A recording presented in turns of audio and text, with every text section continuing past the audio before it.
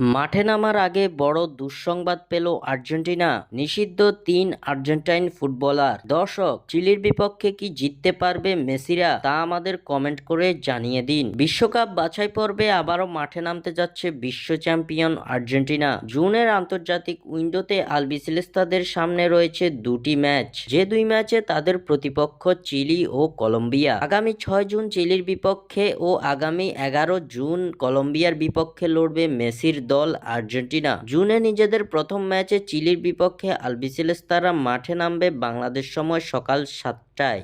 চলতি মাসের এই দুই ম্যাচের জন্য ইতিমধ্যে শক্তিশালী দল ঘোষণা করেছেন মাস্টারমাইন্ড কোচ লিওনেল স্কালোনি। তবে যেই দল ঘোষণা করেছেন স্কালোনি, সেই দলের সব সদস্যদের চিলির বিপক্ষের ম্যাচে পাচ্ছেন না তিনি। গুরুত্বপূর্ণ কিছু তারকাকে ছাড়াই চিলির ম্যাচের একাদশ সাজাতে হবে স্কালোনিকে। চিলির বিপক্ষে মাঠে নামার আগে আর্জেন্টাইন শিবিরে এলো বড় এক দুঃসংবাদ।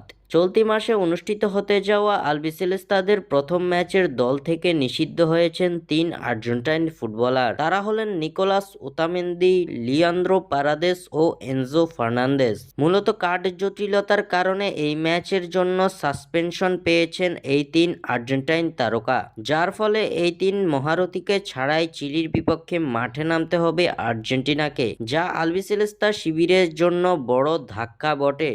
স্বাক্ষর থেকে সাদবিন ইসলাম।